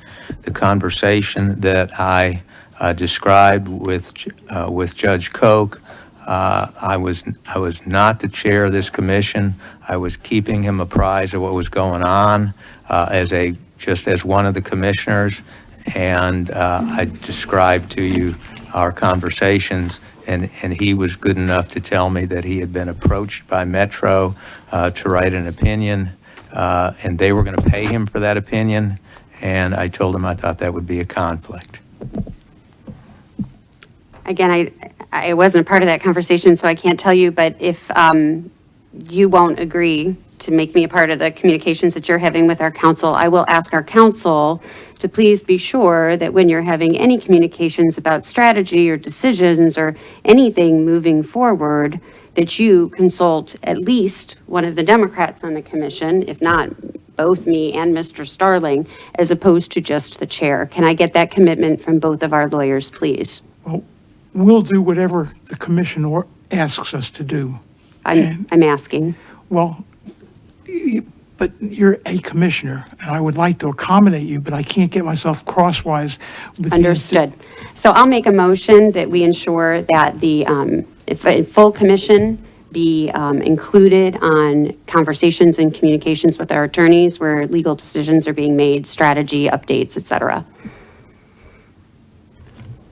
I'm not sure how that's going to happen, because if two of us are on the phone at the same time, then it's a public meeting that is prohibited, isn't it? Not Because if we're receiving advice from our counsel and we're not all speaking. Or there could be separate calls, right? If you call Chairman Delanis, you can then call me. That has absolutely not happened. I have been left almost completely out of any communication that's been going on for strategy or decisions or otherwise.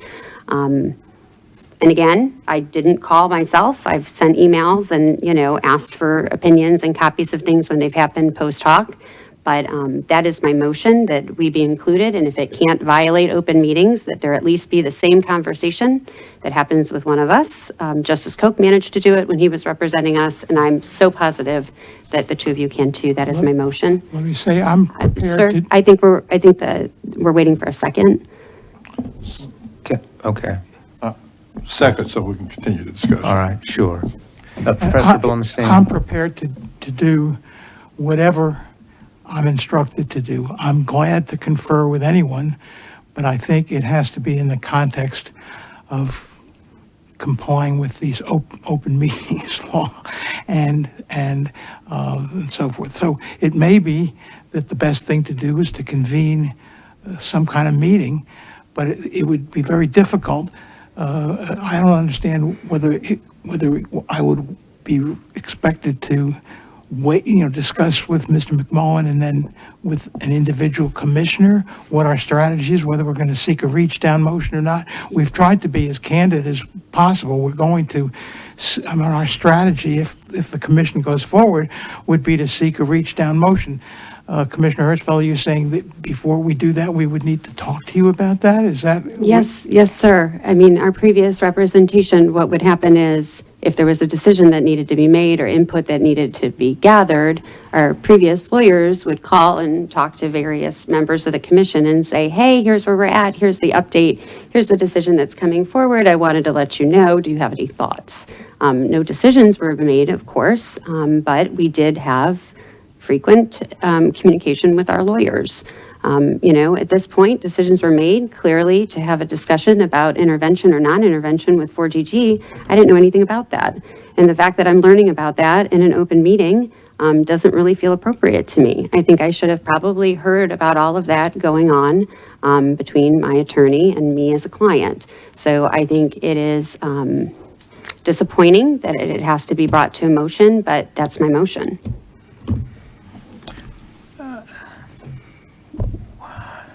I mean,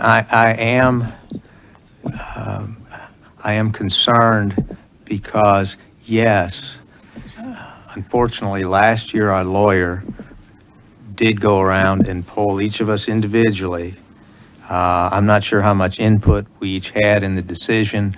I don't think, at least I was never told how the decisions were coming out, but I would remind Commissioner Hertzfeld that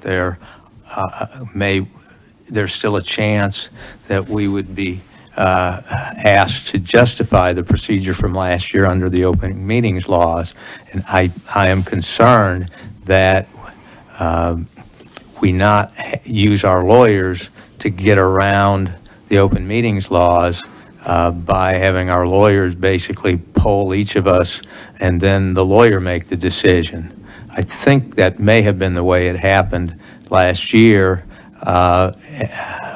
and that may well be a violation of the open meetings law. Mr. Chairman, let me also.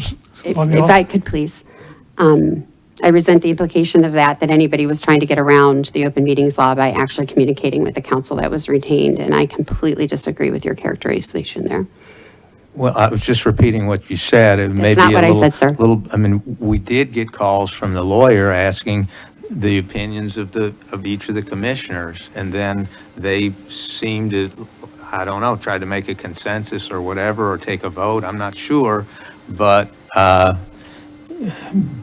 that could present some difficulties rather than doing it in a transparent fashion like we're doing right now in an open meeting. We've had no meetings about this case behind closed doors. We've discussed everything in an open fashion, and I'm not sure I understand the part about how our lawyer can't talk to another lawyer in the case involved in this without checking with us first. Our lawyers have to talk to the lawyers involved in this case. There were how many lawyers involved in this case? We've got to let our lawyers have some leeway to strategize and work with the other lawyers in the case for the benefit of trying to win the case. I mean, how can you argue that what Professor Blumstein did was wrong by convincing Mr. Roberts not to intervene in the case if he thought it would help the commission get a better decision from Chancellor Perkins? Mr. Delanis, that's not, or Commissioner Delanis, that is not at all what I am saying. I think we've gotten a little bit off base. I have simply asked, I'm sure that when we get the bills from Professor Blumstein and the Bradley firm, it'll show multiple communications with you as the chair, and I'm simply asking that there also be communications with me. My motion is for all of us. If you all don't want it, you can say you don't want it, but that is my motion, and I would like a vote on it, please. All right, so Mr. Chairman, let me just say, in principle, yeah. this is not problematic. In practice, it's a concern because we're going to be on a very tight timetable here. If you decide to go forward, we're going to have expedited everything as we've had so far. Chancellor Perkins had both parties file their briefs at the same time. Usually it's in sequence, the moving party and then the response, and then there's a reply. We did that all together, and then ultimately the chancellor said, well, we didn't need another round of briefing. So there's a practical, Commissioner Hertzfeld, there's a practical question about what it is that, if this goes past, what it is that you conceive of. If we make a decision, a strategic decision to seek reach down, do we have to call each Sir, commissioner? What I would like is very simple. As often as you call Chair Delanis, I would like for you to call me. That's all. Okay. Let me make it clear, Commissioner Hertzfeld, I did not see pleadings and motions and briefs before they were submitted. I received them. I tried to forward them on as quickly as I could. On one instance, you did not receive a copy, for which I apologize, and you received it, I think, maybe an hour and a half later. if your complaint, the only complaint you have is that Professor Blumstein spoke with another lawyer in the case and convinced him not to intervene in the case, and I guess your thought on that was that maybe Chancellor Perkins might have recused himself if Jim Roberts came into the case. Is that what you wanted to do? You wanted a situation where the chancellor was going to recuse himself because Jim Roberts came into the case? Is that Chairman why you Lianis? wanted to be involved in that? No, you're very, very far off field and putting all sorts of words in my mouth and coming up with ideas that I frankly haven't had. I mean, I I'm just just asking you a simply, question. I just simply would like to be informed of the representation as much as the chair is. And I don't think that that is a lot to ask. I have a motion on the table. When we first hired you, you said very clearly that you represent each member of the commission. I still believe And so that. I am asking for more communication as a member of that commission. That is that I don't want to get into everything else. You've said that you can't do it without a vote, if I understood you correctly. So I've put it to a vote. If we vote it down, we vote it down. But I would like a vote on my motion, please. And your motion is that every time our lawyers talk to me, they have to call you. No, that was not my motion. What is your motion? Kelly, can you read it back, please? Oh, you don't have the tape. Yeah, I'll rephrase it. My motion is that when council's communicating with the chair, every commissioner that would also like the same amount of communication from our council would be able to have it. You can say, I want that level of communication, or I don't. I personally would like that level of communication. Well, I'm asking for a clarification, because I thought what you just said was that every time that either of the lawyers talk to me, they have to call you. Yes, that's what I would like, sir. Okay, and that's going to apply to everybody on the commission. I think They have to call everybody. I think as every member of this commission is represented by these attorneys that the taxpayer dollars are paying for, if we would like that level of information from our attorneys, I think we're entitled to it. Yes, sir. Right, but we already have a provision whereby anybody can call our lawyers up whenever they want an update. Yeah, so I'm And that's calling. not sufficient. No, I'm calling right now and asking for an update similar to what you give to the chair. I'd like a vote on my motion, please. One question, my concern about that motion is that it sounds like, as it's been stated, just there comes the issue of the open record law. Right, yeah. No. Yes, I mean, that's the whole issue that you guys had before in previous litigation where you had made mention of calling someone to get around that issue. As I said, no one's trying to get around the open meetings law. Nobody's trying to get around that. I'm simply asking to be informed and to be able to have the same level of communication with our attorneys that the chair does. That's all. And if you don't want to have that level of communication, you don't have to. If Commissioner Starling doesn't want to have that level of communication, he doesn't have to either. That's all that I'm asking, and I really would not like to belabor this point all night. I would like to just take the vote, and, however it turns out is how it turns out.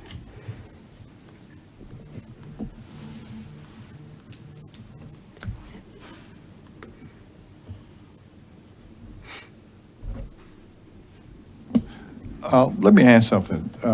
Can we have an executive session when it's time to make major decisions?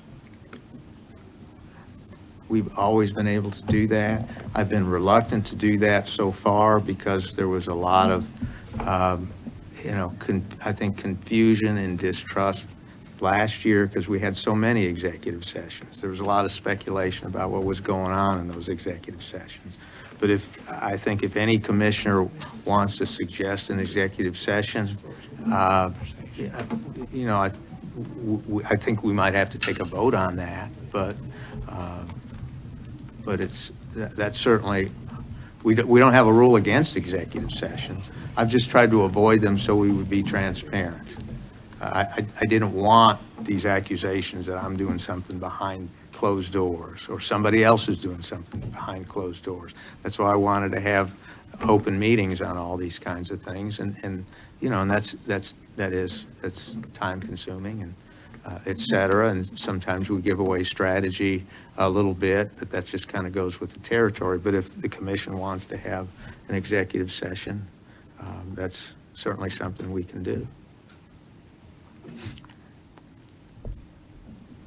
I'm just trying to find some common ground here where Sure. we can, Sure. have the information shared with all the commissioners. I do understand what Ms. Hirschfeld, Commissioner Hirschfeld is saying. I would like to have some information as well. I think that's only fair. It's only fair to all the commissioners. Do you want to go into executive session right now to ask those questions? I think I would like a vote on my motion, please. Well, we don't have a second yet. Had you seconded? I'm sorry. Okay. Okay. And you want that, your second is, you don't want to go into executive session now? No, sir. You want to vote? Yes, I had second Commissioner Hirschfeld's Okay. motion. All right. And just so it's clear, I know we've gone over this before, but what exactly is the motion? You want to have the same level of communication with our lawyers as the chair? Yes, I think every member should be permitted that option if they so choose it. Well, okay, that's a little different because right now, we can all call the lawyers and have that same level. You're putting the burden on our lawyers to say, okay, wait a minute, I talked to Delannis 3 times today, I better call up Hertzfeld and talk to her 3 times today. Yes, sir. That's what you're saying. I've Okay. now stated my motion 3 Okay. times. All right, okay, and that's what you want, okay. Any further discussion? That doesn't jeopardize the open meetings.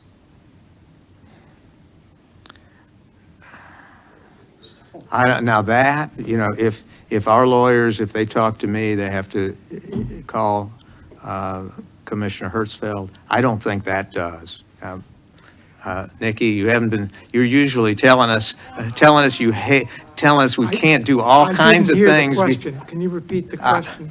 The question was, if essentially, our lawyers, if they talk to me, they have to call Commissioner Hertzfeld.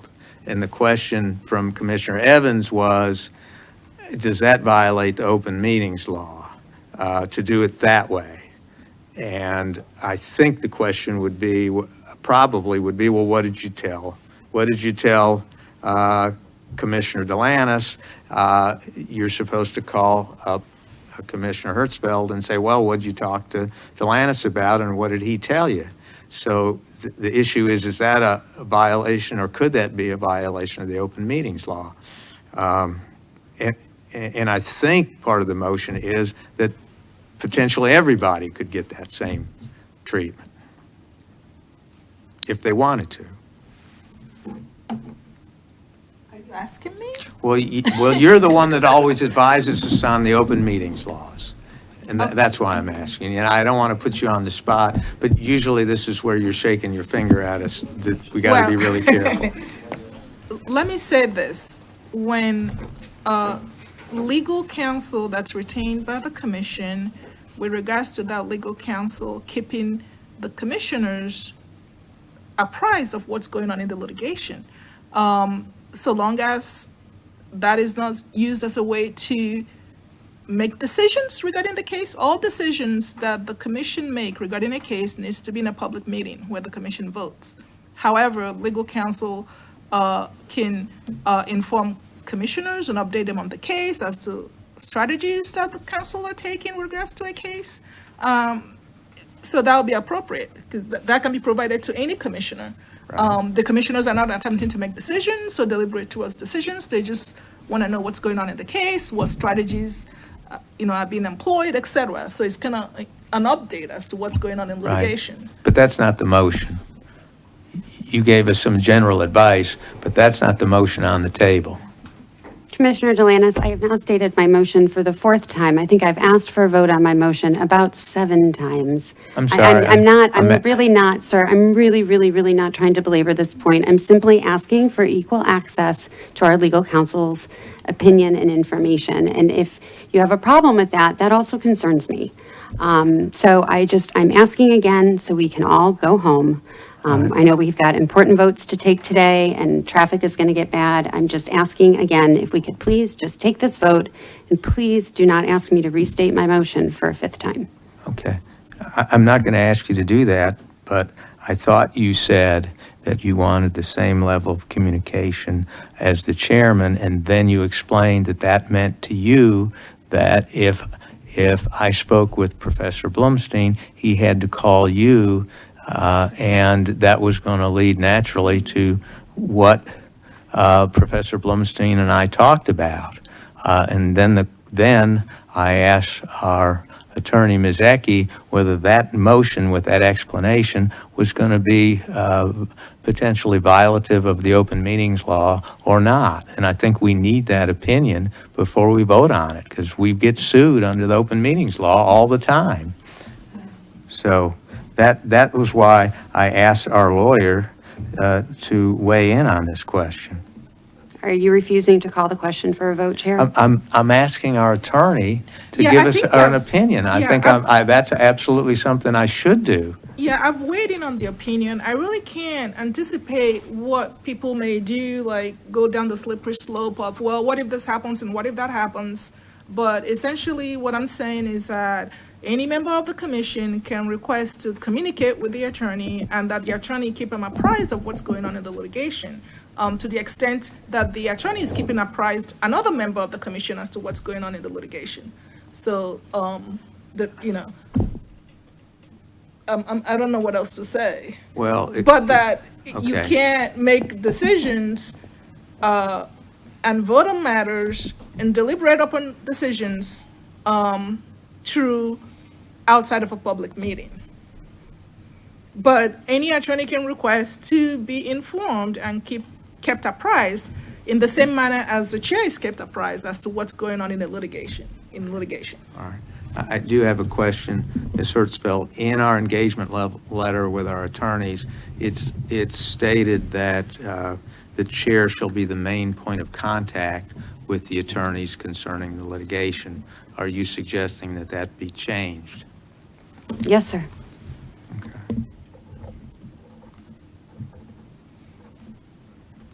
Okay. Okay.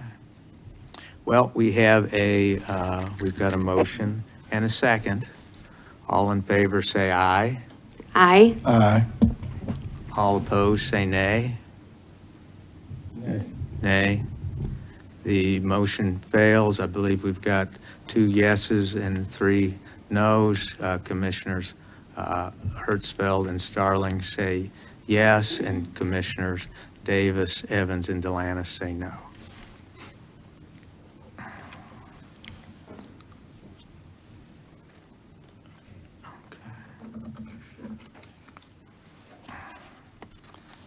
We've got a resolution from our lawyers in front of us. Does anyone have, is there any further discussion of the resolution?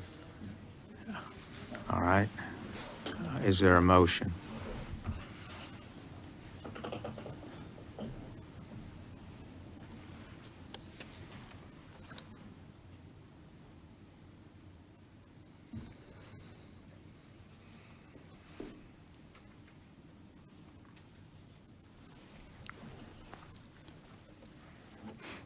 On the advice of the council that we've retained, I do make a motion on the 3 last paragraphs that they have shown to the council and the commission Okay. in regards to moving forward in regards to litigation. Is there a second? Second that motion. Okay. Any further discussion? No. All in favor, say aye. Aye. Opposed? No. No. Okay, we have 3-2. Commissioners Davis, Evans, and Delantis, yes. And Commissioners Hertzfeld and Starling, no. Now, Commissioner Starling, you had suggested a, Mr. I'm Chairman, sorry, can yes, I? We have a notice of appeal that we've prepared, that we're ready to file. And I just want to let everybody know, now that this vote has taken place, that I am going to ask Mr. McMullen to have his law firm, the Bradley firm, file that notice of appeal. It's just a piece of paper. It Right. doesn't require any research or anything. It's just a piece of paper that triggers the appeal. And so I'm going to ask him, we have half an hour or so, I think 5 o'clock. So I'm going to ask him to excuse himself for this purpose and get that done. now, let me ask you this, is there a plan that the notice of appeal will be filed, and will there be any expectation of asking the Supreme Court to reach down, et cetera? You know, we can't, we thought, this is the fine line. We thought we were authorized to do the preparatory work, but not the work itself. Notice of appeal is just boilerplate. There's no, it's filling in some blanks. There's no research or anything. The other stuff, the motion to expedite, the motion to reach down, all that requires substantive work. And we didn't feel that we wanted to do that in advance of the decision of the commission to go forward.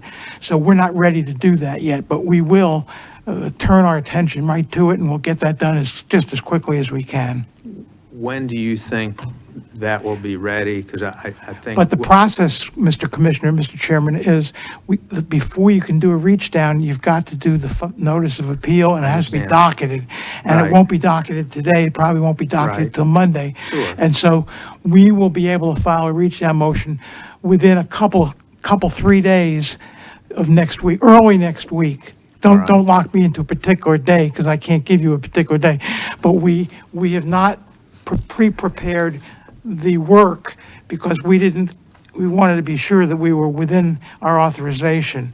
And now that we have the authorization, we will go as we've been going for the last month or so, where there's no waking hour. But we're gonna. Sure. We're gonna file this notice of appeal. Our thought process, not with the chair, but our thought process has been to move on parallel fronts. A motion to reach down at the Supreme Court, and also a motion to expedite at the Court of Appeals. All right, and the reason I'm asking these questions is that the next item on the agenda is set date and time of next meeting, and I'm thinking what I'm hearing from some of the commissioners is that more communication is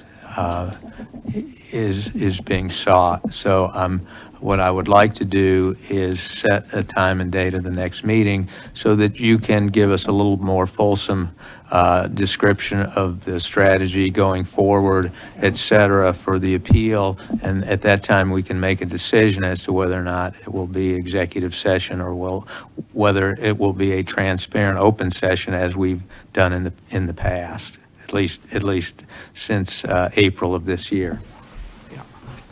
I'm guessing that we won't have an answer on the reach down motion for a while, meaning days. We're not going to, the Supreme Court rarely grants these, but sometimes they do. And so, the motion to reach down, I think, makes sense. It takes one step out of the process and gives the Supreme Court a chance to weigh in on this issue with a fully developed record. But I can't speak for the court. What I can say is that the Metro has moved to expedite all along in the trial court, and we've cooperated with that. And I think, this is a little odd, but the chief counsel for Metro was sitting at this table and has been very quiet, as is appropriate, I think, but not easy, I'm sure, for her.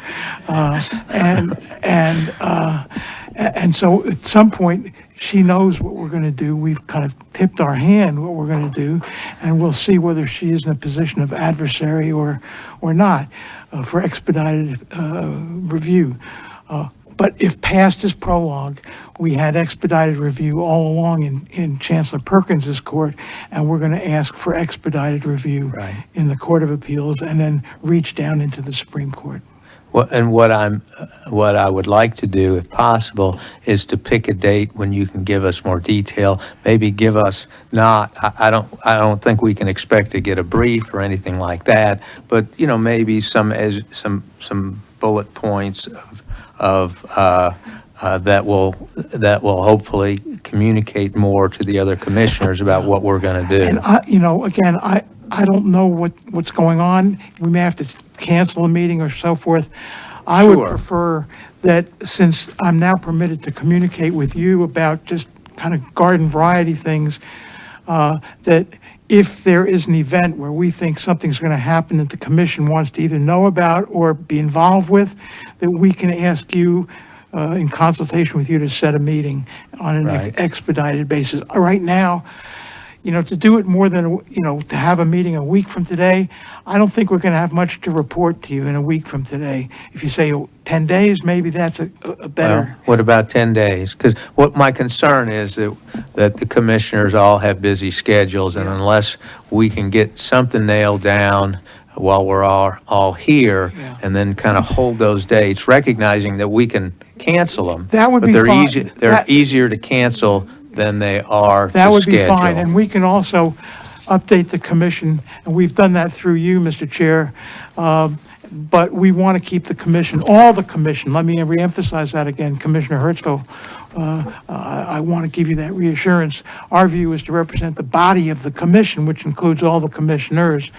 And so we can send emails, but probably through the chair for forwarding, but to be sure that all the members and the chief of staff are on that email chain. Well, let me say that I don't need to get, you can send them directly.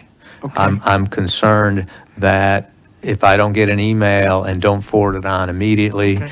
that's going to cause some concern. Yeah, And that's fine. sometimes I check my emails constantly, but there may be That's easy hours enough. that I don't. So If we think there's something that the commission Okay. would want to know, or that updated, some event occurs that we think is appropriate, we will send the email out directly to all commission members and so forth. Okay. We want to be, you all involved as much as possible, but we don't want the process of consultation to slow down this process, and I think that's the practical concern I have.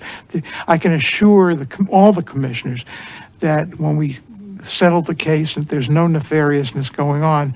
It was just a question of clearing the decks and letting us defend this case in the best way we could.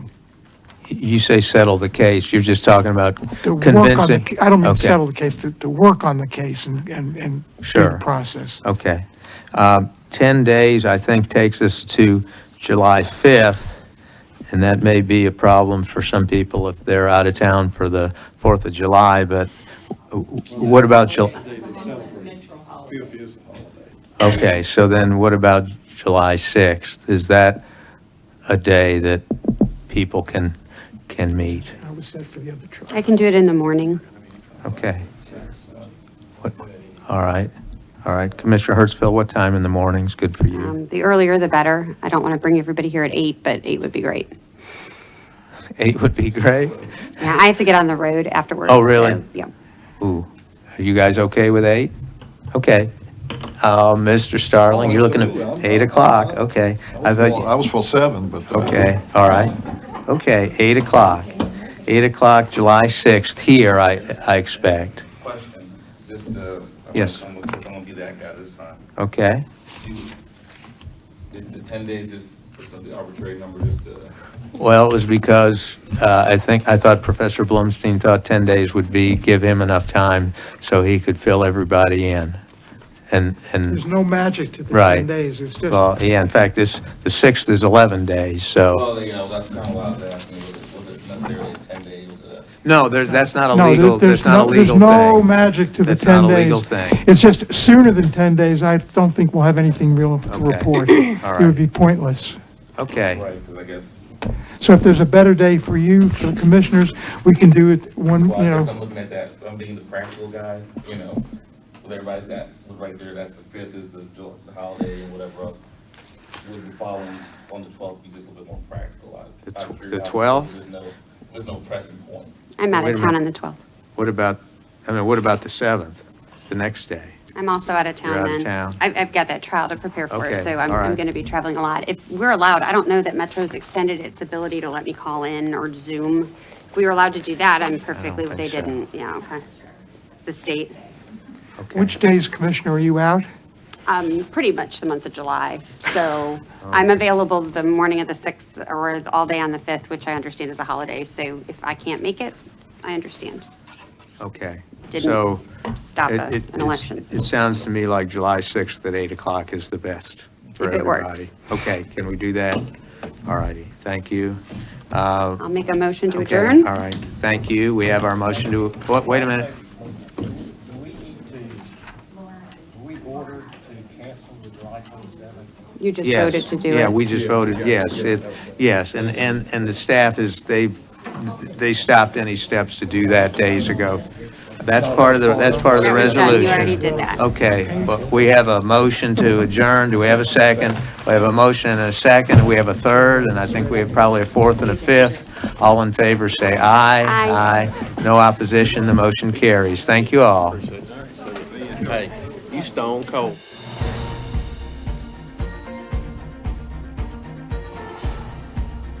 This has been a service of the Metro Nashville Network. If you would like to see this presentation again, or for more information about this and other programs, visit nashville.gov.